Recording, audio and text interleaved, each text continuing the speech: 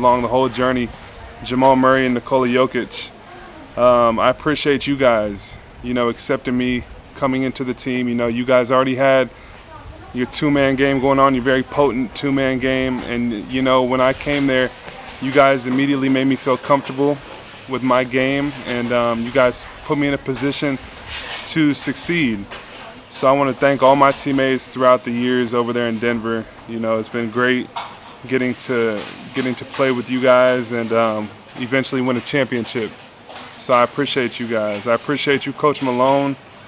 Thank you, man, for just for helping me grow up, and teaching me how to play the game the right way. Like I said, I pretty much went from high school to the NBA because I never got to really play college basketball because of the injuries. So, Coach Malone, I appreciate you, helping me out, helping me grow as a player. And I remember I really broke out in the bubble.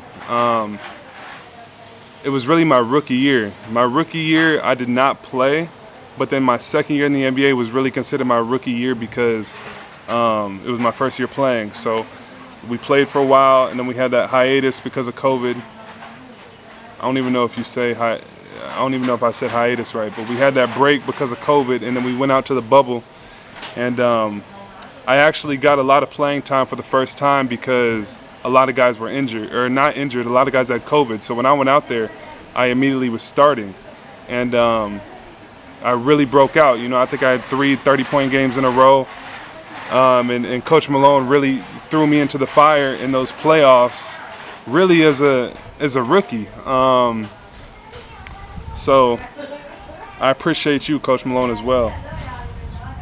So I'm really excited for this next chapter out here in Bruklin. I think over there in Denver, I felt like my ceiling had kind of plateaued. We have a very we just have a way of playing, and how Joker plays, how Jamal plays, that two-man game is very potent, and that's how we play. And I'm so appreciative of the way we play. We end up winning a championship, but I do feel like my ceiling in Denver kind of plateaued a little bit, and I'm excited for this next chapter in Bruklin for sure. It's crazy because me and Cam are actually boys.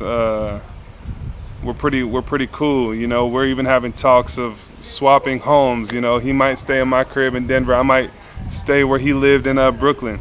But anyways, obviously Denver got a great player and a great dude, and I'm excited for him to be able to finally, compete for a championship over there.